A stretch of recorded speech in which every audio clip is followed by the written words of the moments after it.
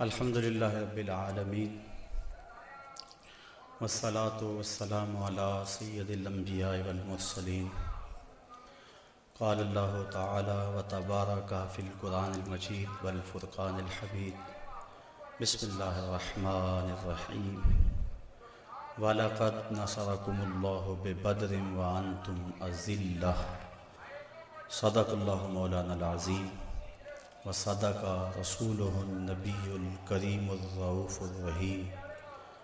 اللہم نور قلوبنا بالقرآن وزین اخلاقنا بالقرآن وادخلنا الجنة بالقرآن ونجنا من النار بالقرآن. قال اللہ تعالی وتبارک فی شان حبیبہ مخبرا وآمرا ان اللہ وملائکتہ یصلون علی النبی یا ایہا الذین آمنوا صلوا علیہ وسلموا تسلیما. الصلاۃ والسلام علیک یا رسول اللہ وعلی آلک واصحابک یا محبوب رب العالمین. تمام حمد و ثنا، تعریف و توصیف اللہ جل مجدہ الکریم کی ذات پاک کے لیے جو خالق کائنات بھی ہے اور مالک شش جہات بھی. اللہ جل وعلا کی حمد و ثنا کے بعد حضور نبی اکرم شفیع امم رسول محتشم نبی مکرم اللہ کے پیارے امت کے سہارے رب کے محبوب دانائے غیوب مالک رقاب امم فخر عرب و عجم والی کون و مکان سیاہ لا مکان سید انس و جاں سرور لالا رخاں نیر تاباں سرنشین مہوشاں ماہ خوباں شہنشاہ حسینہ تتیمائے دوراں سر خیل زہرہ جمالاں جلوائے صبح ازل نور ذات لم یزل باعث تکوین عالم فخر آدم و بنی آدم نیر بطحا رازدار ما اوہا شاہد ما طغا صاحب علم نشرہ معصوم آمنہ احمد مجتبیٰ حضرت محمد مصطفیٰ صلی اللہ علیہ وسلم کے حضور ناز میں اپنی عقیدتوں ارادتوں اور محبتوں کا خراج پیش کرنے کے بعد واجب الاحترام ذوی الاحتشام برادران اسلام السلام علیکم ورحمۃ اللہ وبرکاتہ. غزوہ بدر اور عہد موجود کے عنوان سے کچھ باتیں آج کی اس نشست میں آپ کے گوش گزار کروں گا. اللہ تعالیٰ میری زبان پہ کلمۃ الحق جاری فرمائے. کفر اور اسلام کی پہلی باقاعدہ ٹکر اور پہلی باضابطہ لڑائی غزوہ بدر کے نام سے معنون ہے. حق اور باطل کا پہلا ٹکراؤ اس انداز سے ہوا کہ میرے رب نے بھی اس کو یوم فرقان کہہ کے پکارا.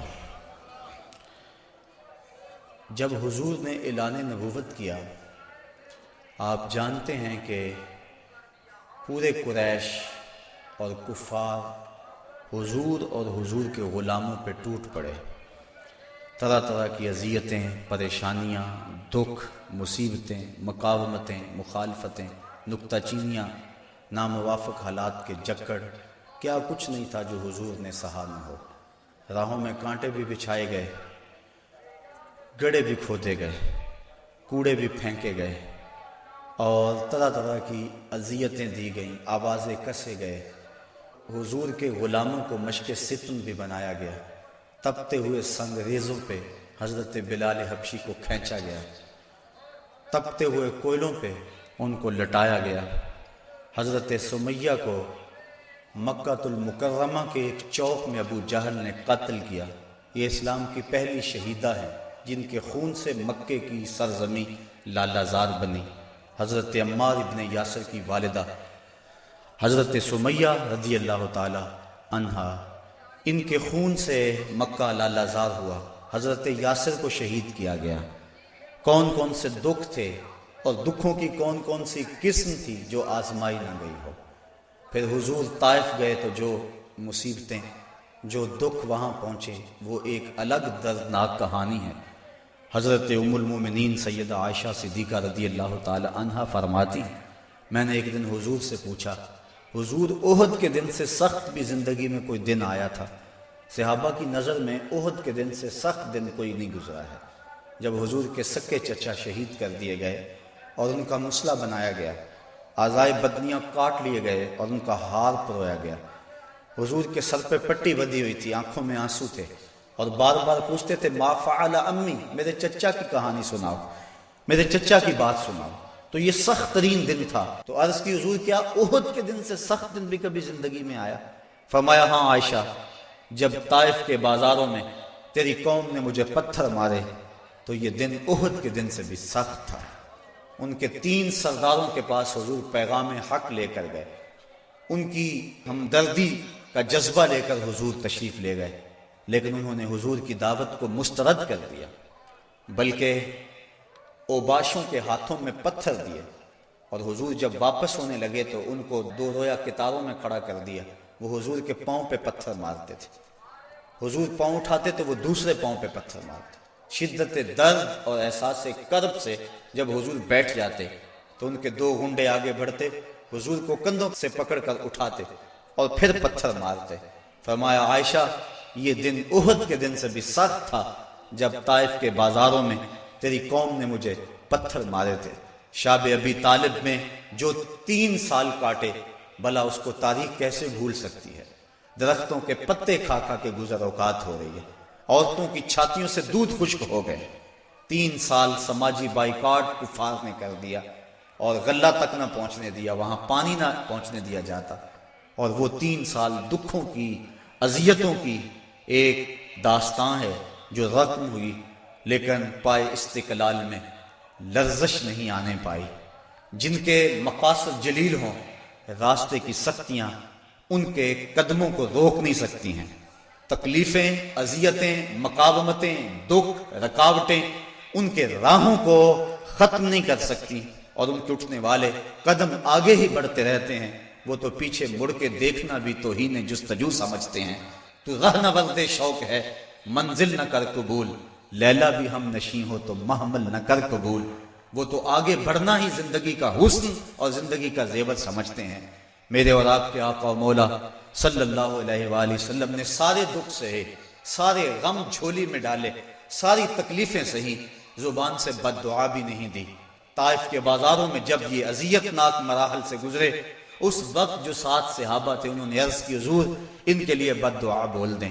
فرمایا میں رحمت بن کے آیا ہوں، میں زحمت بن کر نہیں آیا۔ لیکن ان کا پیغام جب اسرار ہوا تو حضور نے ہاتھ اٹھا دیے۔ صحابہ منتظر تھے، ابھی لب جنبش کریں گے اور ابھی آسمان سے پتھر برسیں گے، یہ 2 پہاڑ طائف کے آپس میں جڑ جائیں گے اور یہ درمیان میں پس جائیں گے۔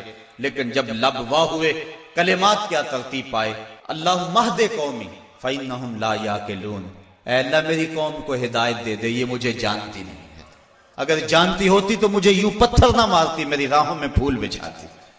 تو پتھر کھا کر دعائیں دینا یہ نبی کا ہی حوصلہ ہے، بلکہ دعا کرتے ہیں الہی کرم کر کو سارے طائف کے مکینوں پر، الہی پھول برسا دے ان پتھروں والی زمینوں پر۔ فرمایا مجھے ان سے نہیں، ان کی نسلوں سے ایمان کی توقع ہے۔ تو آقا کریم اس انداز کے اندر جو ہے وہ لوگوں کو دعائیں دیتے رہے۔ حضرت عمر فاروق رضی اللہ تعالیٰ عنہ تلوار کے دستے پہ ہاتھ رکھتے ہیں، حضور ہم کمزور تو نہیں ہیں۔ فرمایا عمر ابھی جہاد کا حکم نہیں آیا ہے۔ پھر حکم ہجرت آ گیا، چھوڑ دو اس بستی کو، مکے والے قدردان نہیں ہیں، یہ لوگ آپ کی راہوں میں کانٹے بچھا رہے ہیں، دکھ دے رہے ہیں، میرے محبوب چھوڑ دو، مدینے والے تمہاری راہیں تک رہے، جاؤ جا کے انہیں اپنی زیارت کی دولت سے مالا مال کرو، وہ تمہارے پہ فدا ہونے کے لیے ہر لمحہ تیار ہیں۔ حضور جب گئے، اہل مدینہ نے جس انداز سے استقبال کیا وہ تاریخ کا روشن باب ہے۔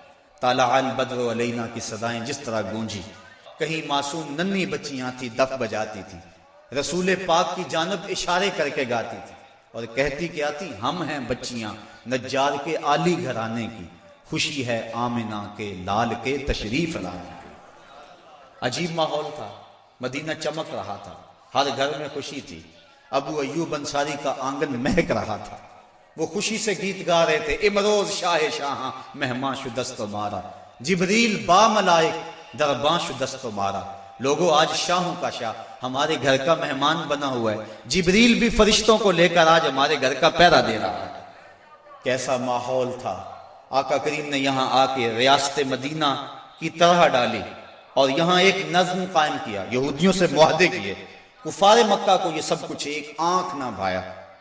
ابو جہل نے عبداللہ ابن ابی کو خط لکھا کہ اہل مکہ جو ہمارے سے تمہارے پاس گئے ہیں ان سے لڑائی کرو، ورنہ ہم تم سے لڑائی کریں گے اور تمہاری بیویوں کو اپنی لونڈیاں بنا لیں گے۔ اس طرح اس مضمون کا ایک خط مسلمانوں کو بھی لکھا اور مختلف ان کے جتھے مسلمانوں کی چراگاہوں پہ حملہ کرتے رہے اور مسلمان بھی ان کا جواب دیتے رہے۔ عمر حضرمی کا قتل ایک اہم ایشو بنا اور اس کے بعد ابو سفیان کا قافلہ جو شام سے واپس آ رہا تھا، تو جب انہیں خطرہ لاحق ہوا تو اس نے زمزم غفاری ایک شخص کو سونا دے کر بھیجا کہ جاؤ جا کے تم اہل مکہ کو بتاؤ کہ تمہارا قافلہ خطرے میں ہے اور مدد کو پہنچو۔ یہ ادھر سے چل پڑا، ادھر حضور کی پھپھی حضرت عاتقہ سلام اللہ علیہا کو خواب آیا کہ ایک سوار اونچی پہاڑی پہ چڑھ کے کہہ رہا ہے کہ اے اہل غدر، اپنی قتل گاہوں کو 3 دن کے اندر اندر دوڑو۔ تو اس کے بعد وہ اونٹ سوار کعبۃ اللہ کی چھت پہ آ گیا اور یہ آواز وہاں بھی لگا ہے۔ پھر جبل ابی قبیس پہ آ گئے اور وہاں اس نے یہ آواز لگائی، لوگ اکٹھے ہو گئے اور پھر ایک بہت بڑی چٹان پتھر کے اوپر سے گری اور ٹکڑے ٹکڑے ہو گئے۔ مکے کا کوئی گھر ایسا نہیں تھا جس میں اس کے کنکر اور اس کے ٹکڑے نہ گرے۔ تو حضرت عاتقہ جب بیدار ہوئی تو انہوں نے اپنے بھائی حضرت عباس بن عبد المطلب رضی اللہ تعالی عنہ کو یہ خواب سنایا۔ انہوں نے کسی اور کو خواب سنا دیا۔ چلتے چلتے یہ خواب ابو جہل تک پہنچ گیا۔ حضرت عباس بن عبد المطلب سین حرم میں طواف کے لیے گئے تو ابو جہل ایک ٹولی کی شکل میں بیٹھا ہوا تھا۔ کہنے لگا بل فضل، بنو ہاشم میں ایک نبی کافی نہیں تھا کہ ایک نبیہ نے بھی اعلان کر دیا؟ کہتے میں نے پوچھا کیا ماجرا ہوا؟ تو اس نے یہ خواب سنایا۔ میں نے ٹال مٹول کر دی، لیکن اس نے خوب پراپیگنڈا کیا، بلکہ کہا کہ اگر 3 دن تک کوئی ایسا واقعہ نہ ہوا تو ہم چمڑے کے اوپر لکھ کر کعبے کی دیوار سے لٹکا دیں گے کہ سب سے جھوٹا خاندان بنو ہاشم ہے۔ حضرت عباس رضی اللہ تعالیٰ عنہ فرماتے ہیں کہ میں جب گھر گیا تو مجھے عورتوں نے سخت کوسنے دیے کہ وہ بدبخت پہلے تمہارے مردوں پہ بات کرتا تھا، اب عورتوں پر بھی باتیں کرنے لگ گیا۔ کہتے میں غصے سے نکلا، میرا خیال تھا جب ملے گا اگر کوئی بات کرے گا تو پھر میں اس کو خوب جواب دوں گا۔ جو ہی میں سین حرم میں داخل ہوا تو ابو جہل بھاگ رہا تھا۔ میں سمجھا کہ شاید میرے سے ڈر کے بھاگ گیا، لیکن ماجرا کچھ اور تھا۔ زمزم غفاری آ پہنچا تھا اور وہ ایک اونچے ٹیلے پہ کھڑا ہو گیا تھا۔ اس نے اپنے اونٹ کے کان کاٹ دیے تھے، ناک کاٹ دی اور اپنی قمیض پیچھے سے پھاڑ دی اور زور زور سے کہا اللتیمہ اللتیمہ، اے ادرک اللتیمہ، اور تمہارا قافلہ لٹ گیا، تمہارا قافلہ لٹ گیا، الغوث الغوث، مدد کو پہنچو مدد کو پہنچو۔ کہتے ہیں بھگدڑ مچ گئی، کیونکہ اس قافلے میں پورے مکے کے لوگوں نے مال لگایا ہوا تھا، لہٰذا جلدی جلدی وہ جنگ کی تیاریاں کرنے لگے اور 3 دنوں کے اندر اندر وہ مکے سے کوچ کر گئے۔ ابھی ایک منزل پہ پہنچے تھے کہ ابو سفیان کا قاصد آ پہنچا کہ ہم بخیریت گزر آئے ہیں، تم واپس ہو جاؤ۔ سارے صاحب لوگوں نے مشورہ دیا، لیکن ابو جہل کہتا تھا نہ، ہم نے بدر میں جانا ہے، 3 دن تک وہاں ہم نے قیام کرنا ہے، وہاں شرابیں پئیں گے، وہاں جشن منائیں گے، پورے عرب پہ ہماری دھاک بیٹھے گی۔ اسے بڑے لوگوں نے سمجھایا لیکن وہ ماننے کو تیار نہ ہوا۔ ہر منزل پہ ہر روز کوئی نہ کوئی سردار دعوت کرتا، 9 یا 10 اونٹ ذبح کرتا اور یہ قافلہ آگے بڑھ رہا ہے۔ ادھر حضور نے صحابہ کو جمع کیا، مٹھی پر جماعت، ایک چھوٹا سا گھونسلہ جو تیار کیا تھا، ایک چھوٹی سی کائنات اور دنیا جو حضور نے تیار کی تھی۔ حضور نے فرمایا صحابہ مجھے مشورہ دو، اشیروا علی ایھا الناس، لوگوں مجھے بتاؤ کیا کیا جائے۔ حضرت عمر فاروق رضی اللہ تعالی عنہ، حضرت ابو بکر صدیق رضی اللہ تعالیٰ عنہ، انہوں نے عرض کی حضور آپ جو چاہیں ہم آپ کے ساتھ ہیں۔ حضرت مقداد نے عرض کی حضور آپ برق الغماد تک بھی جانا چاہیں تو ہم آپ کا ساتھ دیں گے۔ حضور نے فرمایا مجھے مشورہ دو۔ ابو بکر و عمر نے عرض کی اے ہادی دورہ، ہمارے مال و جاں اولاد سب کچھ آپ پر قربان، غلامان محمد جان دینے سے نہیں ڈرتے، یہ سر کٹ جائے یا رہ جائے کچھ پرواہ نہیں کرتے۔ اٹھے مقداد عرض کی اے سرور عالم، نہیں ہیں قوم موسیٰ کی طرح کہہ دینے والے ہم، ہمارا فخر یہ ہے ہم غلامان محمد ہیں، ہمیں باطل سے کیا ڈر زیر دامان محمد۔ حضور علیہ السلام نے پھر فرمایا شیرو علیہ ایہا الناس، لوگو مجھے مشورہ دو۔ تو حضرت عمر فاروق پھر اٹھے تو حضور نے پھر کہا شیرو علیہ ایہا الناس، لوگو مجھے مشورہ دو۔ تو حضرت سعد بن معاذ اٹھے، عرض کی شاید حضور کی مراد انصار سے ہے، ادب سے عرض کی انصار ہیں ہم یا رسول اللہ، غلامان شہ ابرار ہیں ہم یا رسول اللہ، اگر ارشاد ہو بحر فنا میں کود جائیں ہم، ہلاکت خیز گردہ بے بلا میں کود جائیں ہم، نبی کا حکم ہو تو پھاند جائیں ہم سمندر میں، جہاں کو محو کر دیں نعرہ اللہ اکبر میں، یہ قریش مکہ تو کیا چیز ہیں دیووں سے لڑ جائیں، سنانے نیزہ بن کے سینہ باطل میں گڑ جائیں۔ حضور آپ کا حکم تو ہو۔ آقا کریم علیہ السلام خوش ہو گئے، فرمایا چلو بدر کی طرف پیش قدمی ہوئی۔ 313 افراد پر مشتمل یہ قافلہ جب مدینے سے نکلا تو عجیب حالت تھی، مختصر سامان تھا، 2 گھوڑے، 6 زرہیں، 8 شمشیریں، پلٹنے آئے تھے یہ لوگ دنیا بھر کی تقدیریں۔ مسلمان جب نکلے نا تو ان کے پاس تلواریں بھی 8 تھیں، اور وہ بھی مورخین لکھتے ہیں سلامت نہیں تھی، کسی کا دستہ ٹوٹا ہوا تھا، کسی کی نوک نہیں تھی، کوئی زہر میں بجھنے والی تھی، اور 2 گھوڑے تھے، 70 اونٹ تھے، اور 6 زریں تھی۔ جن کے پاس تلواریں نہیں تھی انہوں نے کھجوروں کے ڈنڈے توڑ لیے۔ اللہ اکبر، کیسا منظر تھا، کیسا ماحول تھا۔ یہ لشکر ساری دنیا سے انوکھا تھا، نرالا تھا کہ اس لشکر کا افسر کالی کملی والا تھا، عجیب رنگ تھا اس لشکر کا، چشم فلک نے کبھی ایسا منظر نہیں دیکھا ہوگا۔ فاقہ مست لوگ جن کے بدن پہ پورے کپڑے بھی نہیں ہیں، اور دنیا کی اس وقت کی بڑی طاقت سے ٹکر لینے کے لیے پورے جذبوں کی فراوانی سے جب مدینے سے باہر نکلے تو یہودی اپنی دکانوں پہ بیٹھے ہوئے تھے۔ انہیں دیکھ کر کہنے لگے مسلمانوں تمہارے پاس نہ کوئی اسلحہ، نہ کوئی نیزے، نہ کوئی بھالے، نہ کوئی خنجر، نہ تیغ و تبر، تم کس آسرے پہ جا رہے ہو؟ آلات حرب و ضرب تو تمہارے پاس ہے نہیں۔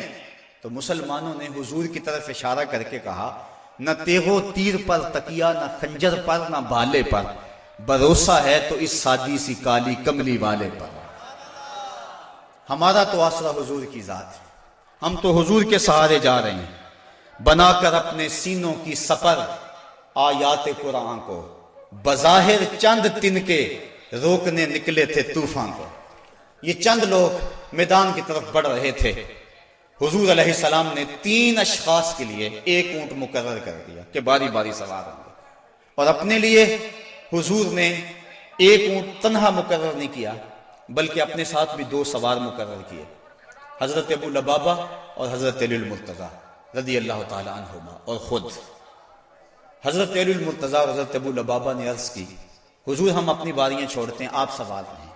فرمایا نہ تو تم میرے سے طاقتور ہو کہ تم چل سکتے ہو پیدل، میں نہیں چلتا، اور نہ مجھے ثواب سے بے نیازی ہے کہ ثواب تمہیں چاہیے مجھے نہیں چاہیے۔ فرمایا اپنی باری پہ تم سوار ہوگے، اپنی باری پہ میں سوار ہوں گا۔ محبت کے جوش میں یہ قافلہ آگے جا رہا ہے، عجیب حالت ہے، فاقہ مست ہیں، کھجور کو چوس کے روزہ رکھتے ہیں، اسی کو چوس کے افطار کر لیتے ہیں۔ راستے کے اندر ایک جگہ آئی مرج الزبیہ، وہاں ایک چرواہا بکریاں چرا رہا تھا۔ ایک صحابی نے کہا سلم علی رسول اللہ صلی اللہ علیہ وسلم، یہ حضور ہے انہیں سلام کرو۔ وہ کہنے لگا میں تو نہیں سلام کرتا، میں تو سلام تب کروں گا اگر یہ بتائیں میری اونٹنی کے پیٹ میں کیا ہے۔ حضرت سلمہ بن سلامہ 9 خیز عمر ہے، چڑھتی جوانی ہے، انہوں نے اس کے پاس جا کر کہا یہ بات تو حضور سے پوچھتا ہے، یہ تو حضور کے غلام سے پوچھ لے وہ بھی بتا دے گا۔ فرمایا نزوت علیہا وفی بطنہا من کا سخلا، حضور نے فرمایا بس کرو تم نے تو اس کو رسوائی کر دیا ہے۔ تو حضور آگے بڑھے۔ اب جب حضور وہاں پہنچے تو کافروں نے پہلے ہی اونچی جگہ پہ پتھریلے علاقے میں پڑاؤ ڈال لیا ہوا تھا، وہاں انہوں نے اپنے خیمے گاڑ لیے تھے، اور جس سمت حضور تھے یہ علاقہ نشیبی تھا اور ریت تھی، چلتے ہوئے پاؤں دھنستے تھے اور چلنا مشکل ہو رہا تھا، سخت گرمی، 17 رمضان۔ حضور علیہ السلام وہاں پہنچے۔ حضرت سعد نے عرض کی حضور اگر تو اللہ کا حکم ہے یہاں خیمے گاڑنے کا تو میں کچھ نہیں عرض کروں گا، لیکن اگر آپ رائے لینا چاہیں تو میرا خیال ہے ان کنووں کے آگے ہم اپنے خیمے نصب کر لیں تاکہ یہ کنویں ہماری پشت پہ چلے جائیں اور ان کنووں کو پاٹنے بند کر دیں۔ تھوڑا تھوڑا پانی تھا کنووں میں اور وہ بھی بہت نیچے۔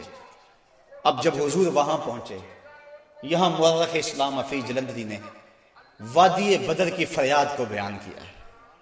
وادی بدر نے جب اپنے دامن میں اترتے ہوئے ان مقدس مہمانوں کو دیکھا تو وادی بدر نے اللہ سے فریاد کی۔ سنو بدر نے کیا کہا، الہی کیا خبر تھی، ایک دن ایسا بھی آئے گا کہ تیرا ساقی کوثر یہاں تشریف لائے گا۔ خبر کیا تھی، یہاں تیرے نمازی آ کے ٹھہریں گے، شہید آرام فرمائیں گے، غازی آ کے ٹھہریں گے۔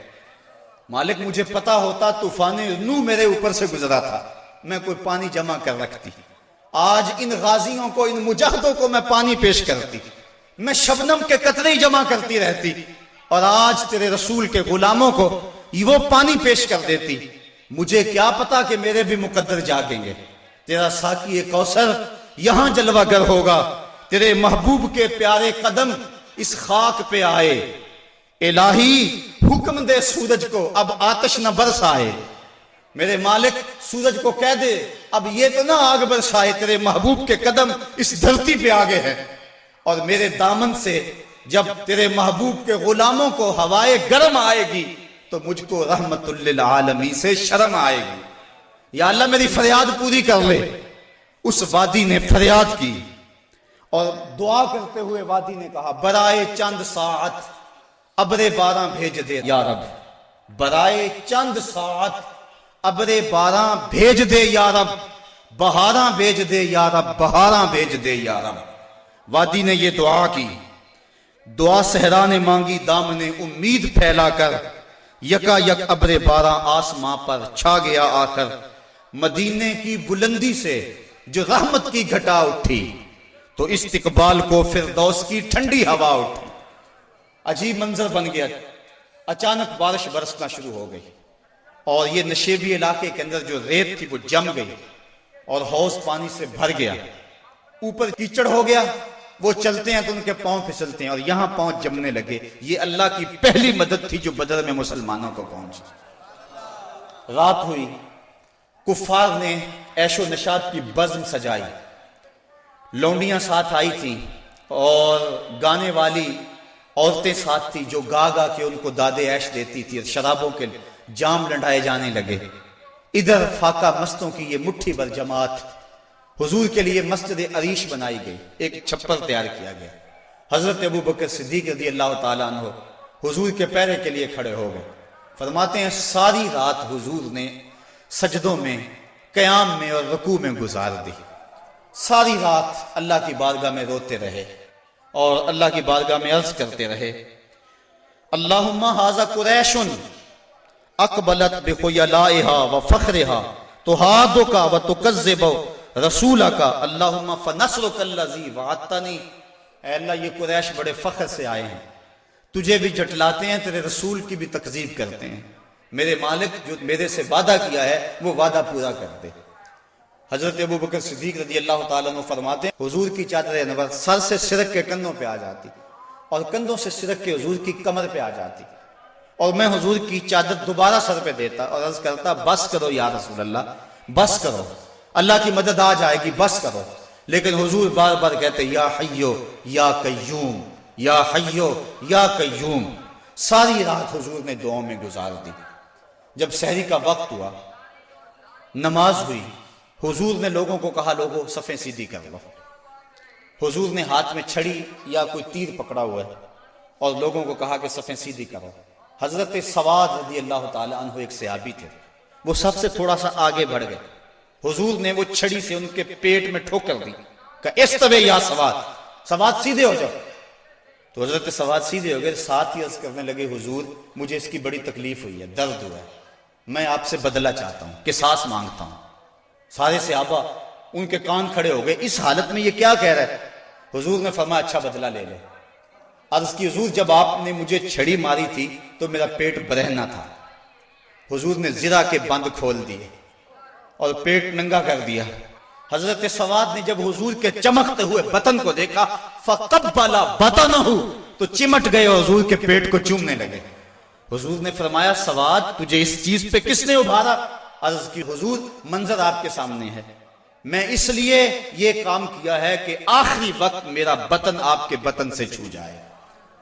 اللہ کے محبوب علیہ السلام نے صفوں کو سیدھا فرمایا اور پھر جا کے حضور نے سجدے میں سر رکھ دیا، اور پھر حضور نے ایک ایسی دعا مانگی، آج تک ایسی دعا کسی نے نہیں مانگی ہوگی، بڑی ناز والی دعا، بڑی انداز والی دعا، ایسی دعا آج تک نہ کسی نے مانگی اور نہ کوئی مانگ سکتا ہے۔ حضور نے پیشانی سجدے میں رکھ دی، آنکھوں میں آنسو ہیں، یہ فاقہ مست لوگ کتاروں میں کھڑے ہیں، ادھر کفار شرابوں کے نشوں میں دھت للکار رہے ہیں، حل میں مبارزن، آؤ ہمارے مقابلے میں۔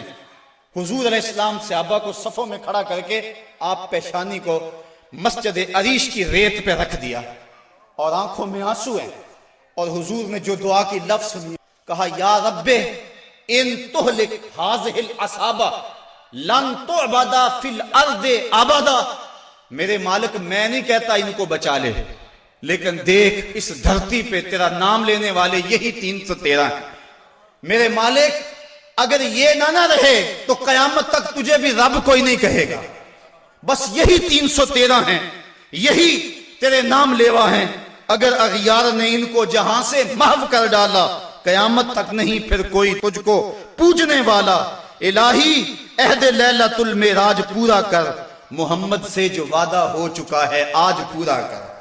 اللہم ان تہلک ہذہ العصابہ لن تعبد فی الارض ابدا، اے اللہ اگر یہ نہ رہے تو قیامت تک تجھے بھی رب کوئی نہیں کہے گا۔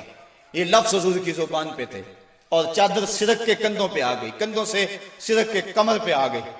حضرت ابوبکر صدیق کہتے ہیں بس کرو یا رسول اللہ، حسبک یا رسول اللہ، حسبک اللہ یا رسول اللہ، حضور اللہ کافی ہے آپ کو۔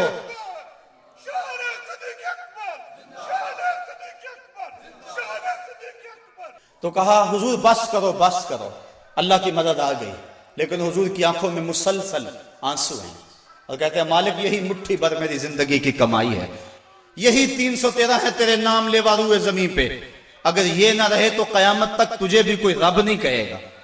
پھر کیا ہوا؟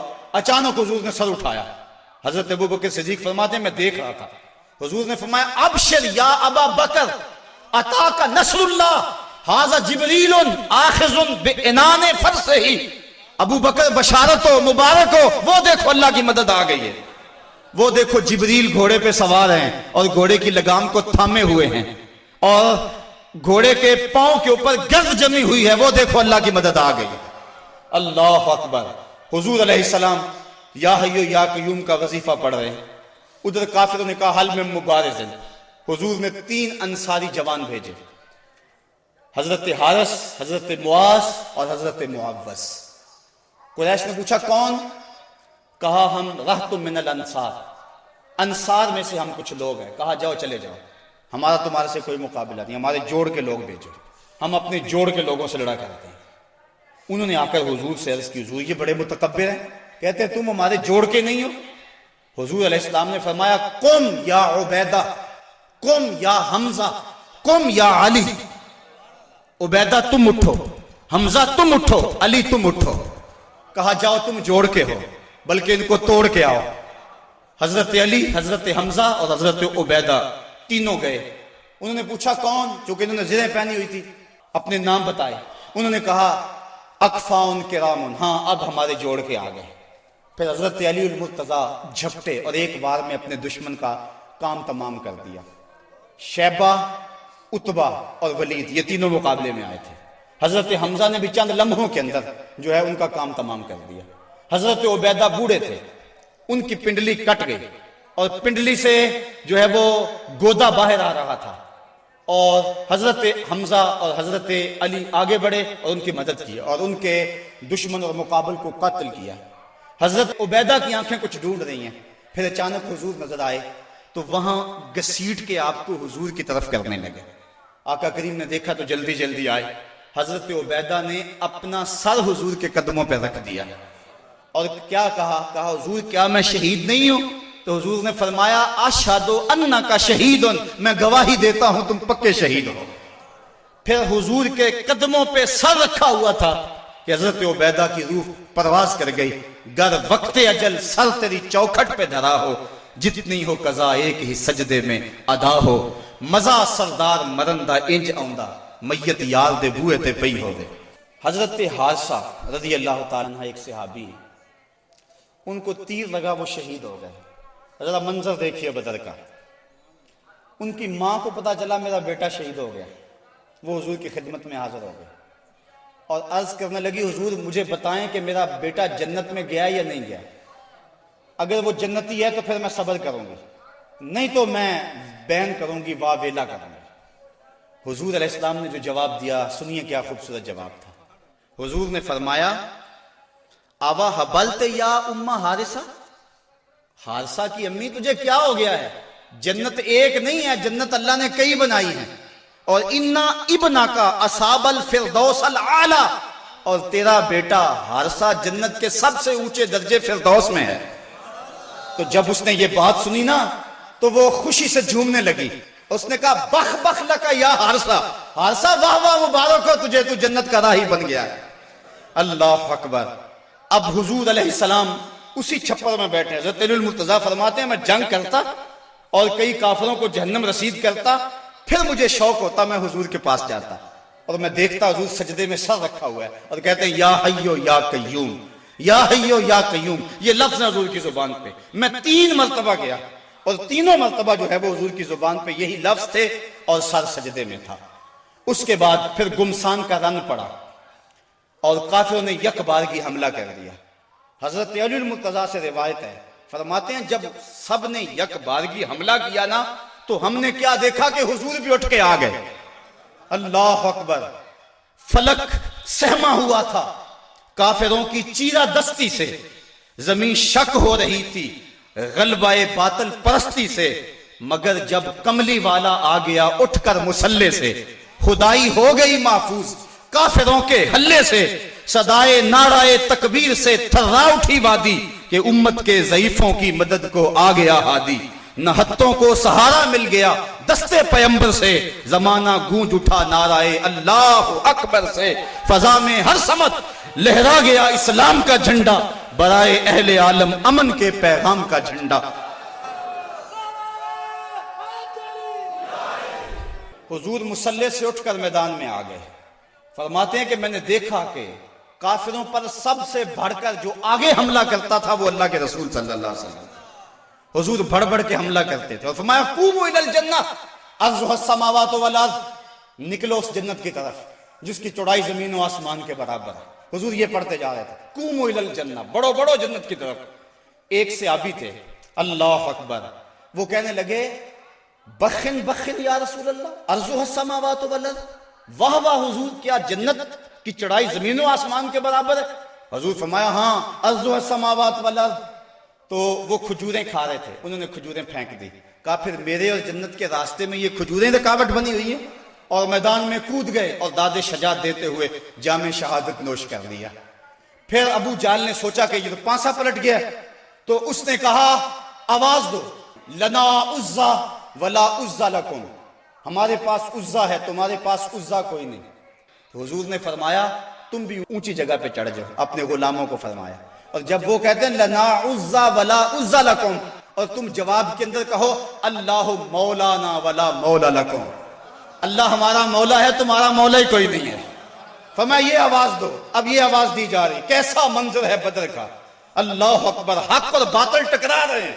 اللہ نے بھی اس دن کو یوم فرقان کہہ کے پکارا، حق اور باطل ٹکرا رہے ہیں۔ حضرت عبد الرحمن بن عوف رضی اللہ تعالیٰ عنہ فرماتے ہیں، عشرہ مبشرہ میں سے، فرماتے ہیں میں کھڑا تھا کہ 2 لڑکے آ گئے، 9 عمر، کہنے لگے چچا ابو جہل کو جانتے ہیں؟ میں نے کہا بیٹا تم نے کیا کرنا ہے؟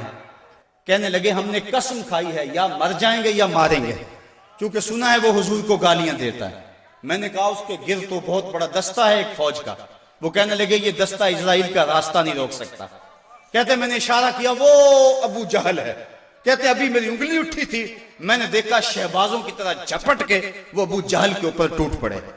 لڑتے لڑتے ایک کا بازو کٹ گیا، لیکن اس کا چمڑا جو تھا وہ اڑا رہا، جس کی وجہ سے لڑتے لڑتے رکاوٹ ہوتی تھی۔ اس نے اپنے ہاتھ کو پاؤں تلے رکھ کے توڑ کے پھینک دیا۔ جو جہاد کے راستے کے اندر رکاوٹ بنتا ہے وہ اپنا بازو بھی ہو تو اس کو ہٹا دیں گے راستے سے۔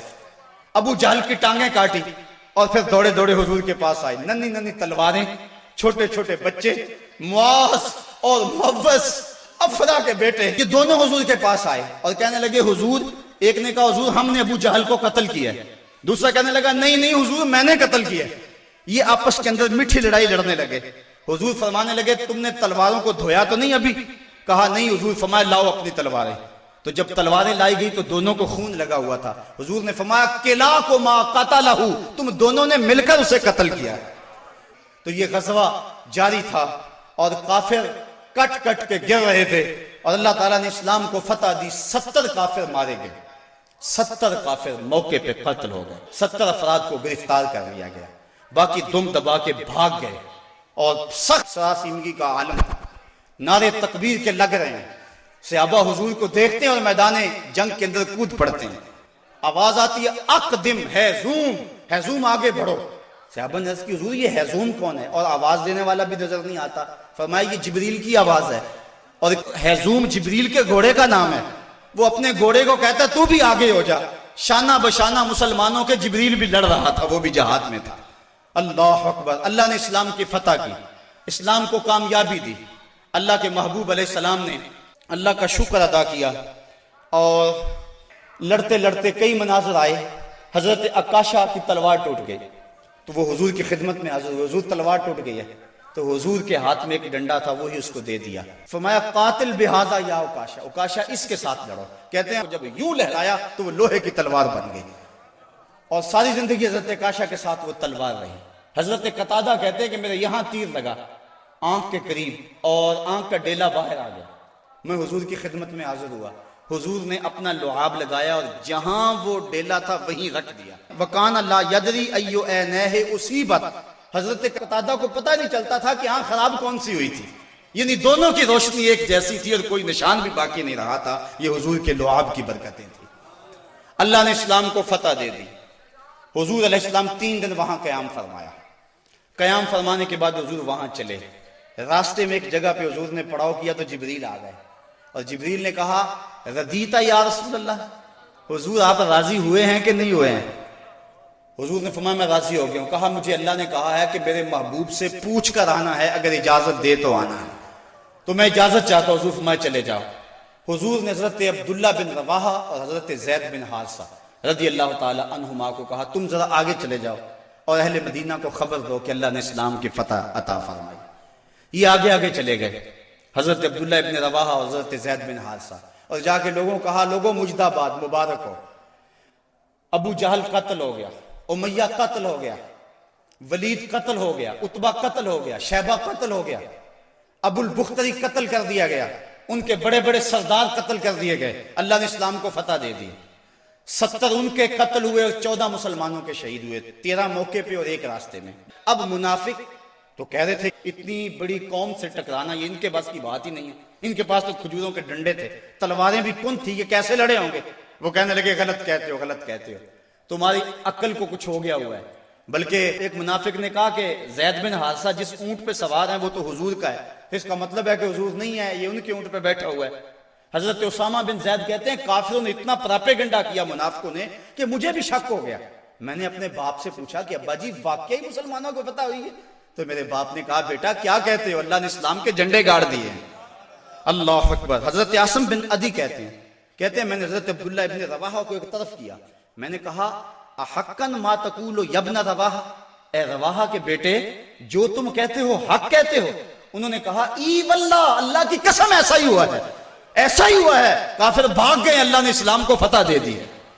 کہتے ہیں کہ جب انہوں نے یہ گواہیاں دی تو جو بچے تھے نا مدینے میں وہ باہر گلیوں میں نکل آئے اور اونچی اونچی آواز کیا لگاتے تھے؟ وہ کہتے تھے قتل ابو جہل الفاسق، وہ فاسق ابو جہل قتل کر دیا گیا، قتل کر دیا گیا۔ اور اب وہ تیاریاں کرنے لگے حضور کے استقبال کی۔ آقا کریم جب تشریف لائے وہ منظر مدینے کا دوبارہ تازہ ہو گیا، اور آج میں اس کو مختلف کتب سید سے پڑھ رہا تھا۔ کیسا وہ خوبصورت منظر کہ جب حضور تشریف لائے، حضور کے چہرے پہ طمانیت کا نور تھا، چہرہ چمک رہا تھا، اور جب حضور نے قدم مدینے میں رکھے تو بنو نجار کی وہی بچیاں دف لے کر آ گئی، اور انہوں نے چھتوں کے اوپر چڑھ کر وہی گیت جب حضور آئے تھے تو گایا تھا، آج پھر ان کی زبان پہ ہے طلع البدر علینا من ثنیۃ الوداع وجب الشکر علینا ما دعا للہ دائی، کہ وہ دیکھو چاند طلوع ہو گیا وداع کی پہاڑیوں سے، وہ دیکھو چاند چڑھ گیا ہے۔ اور حضور یوں تشریف لائے مدینہ کے اندر، اللہ نے اسلام کی عظمت کے جھنڈے گاڑ دیے، اور اس دن کو میرے رب نے بھی یوم فرقان کہہ کے پکارا۔ 22 رمضان کو حضور نے مراجعت فرمائی، اور جمعے کا دن تھا جب حضور مدینہ شریف پہنچے۔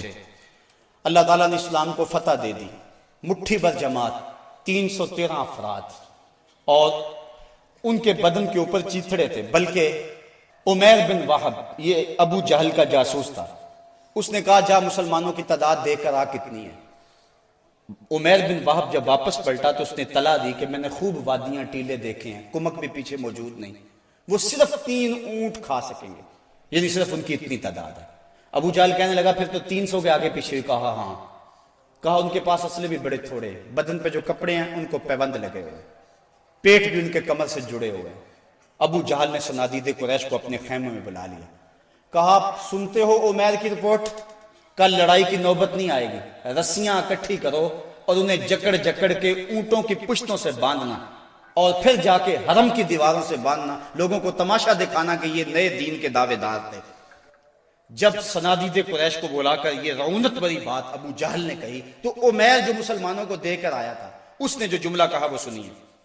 اس نے کہا وَلَٰكِنْ رَأَيْتُ يَا مَعْشَرَ قُرَيْشٍ الْبَلَايَا تَحْمِلُ الْمَنَايَا، اے قریش کے سردارو تکبر میں نہ آؤ، میں نے اپنی ان آنکھوں سے دیکھا ہے کہ یثرب کی اونٹنیاں اپنی پشتوں پہ نری موتیں اٹھا کے لے آئی، اور تم کہتے ہو رسیاں اکٹھی کرو، میرا مشورہ مانگتے ہو تو رات کی تاریکی میں بھاگ سکتے ہو تو بھاگ جاؤ، اس قوم سے لڑنا تمہارے بس کا روگ نہیں ہے جو مرنے کے لیے آئی ہے، اور میں نے زخمی سانپوں کی طرح انہیں پیچ و تاب کھاتے ہوئے دیکھا ہے، واللہ کل ان میں سے کوئی مرے گا نہیں جب تک تم میں سے ایک ایک کو لڑ نہیں جاتا، اور اگر اتنے لوگ تمہارے مر جائیں تو پھر افسوس ہے تمہارے جینے پر۔ تم کہتے ہو رسیاں اکٹھی کرو، میرا مشورہ مانو تو رات کی تاریکی میں بھاگ جاؤ، اس قوم سے لڑنا تمہارے بس کا روگ نہیں۔ پھر اگلے دن میرے رب نے بھی اس دن کو یوم فرقان کہہ کے پکارا۔ ہم جب 313 تھے تو جبر کے خلاف یوں کھڑے ہوئے اور ظلم کا سر بھی توڑا اور فخر بھی توڑا۔ آج دنیا کے اوپر 1 ارب 40 کروڑ انسان درماندہ، خستہ اور بدحال ہیں۔ آج حال یہ ہے کابل سے کندھار تک، قلعہ جنگی سے دشت لیلہ تک، تورا بورا سے تکریت تک، موصل سے بغداد تک، جاوا کے ساحل سے رباط کے کوچہ و بازار تک، نیل سے کاشغر تک، القدس سے کشمیر تک، دریائے آمو کی لہروں سے ڈل جھیل کے کناروں تک، ہر سمت کفر دندنا رہا ہے اور ہم دفاعی پوزیشن میں بھی نہیں رہے۔ پچھلے دن 4 میزائلوں سے ہمارے وطن کی آبرو پہ حملہ ہوا، اور کتنی بدقسمتی ہے ہمارے ملک کے وزیر اعظم نے کہا کہ ہم امریکہ سے مقابلہ نہیں کر سکتے۔ میں نے کہا یہ بات صدر کہتا تو شاید مجھے دکھ نہ ہوتا، تو حضرت امام حسین کی اولاد سے تعلق رکھتا ہے، تیرے پاس تو 72 بھی فرد ہوتے، وہ بھی میدان میں لے کر آ جاتا۔ یہ کیسے حالات آگے اور کیسے دن آگے۔ صاحبو اس بات میں تو واقعی معقولیت ہے کہ جب تم کمزور ہو تو طاقتور سے ٹکر نہ لو، لیکن اگر تم کمزور بھی ہو لیکن درندہ تمہارے گھر میں گھس آئے اور تمہارے بچوں کی ہڈیاں توڑنے لگے اور تمہارے گھر کے افراد کا خون پینے لگے اور پھر بھی تم کہو کہ ہم مقابلہ نہیں کر سکتے ہیں، تو یہ کیسی بے ڈھنگی بات ہے۔ اب بھی بلا کو جینے کا جواز باقی رہ گیا ہے۔ زندگی اتنی بھی غنیمت نہیں کہ اس کے لیے عہد کم ظرف کی ہر بات گوارا کر لی جائے۔ صاحبو زندگی کے یہ حسی لمحے اہل بدر کی زندگیوں سے روشنی لے کر منور کیے جا سکتے ہیں۔ آج پوری دنیا کے اوپر 1.40 ارب انسان کبھی خانمہ برباد نہ ہوتے اگر انہیں بدر والوں کا جذبہ نصیب ہو گیا ہوتا۔ ہمارے پاس آلات حرب و ضرب نہ بھی ہوں، لیکن مسلمان جب ظلم کے مقابلے میں کھڑے ہوتے ہیں تو بڑی بڑی قوتیں دم توڑ جاتی ہیں، ان کا مقابلہ نہیں کر سکتی ہیں۔ آج ہماری بدبختی اور ہماری رسوائی کا سامان اس لیے پیدا ہوا، ہمارے پاس اسلحے بھی موجود ہیں، ایٹمی صلاحیت سے بھی ہم مالا مال ہیں، نہیں ہے تو جذبہ بدر ہمارے پاس نہیں ہے۔ فضائے بدر پیدا کر، فرشتے تیری نصرت کو اتر سکتے ہیں گردوں سے قطار اندر، کتار اب بھی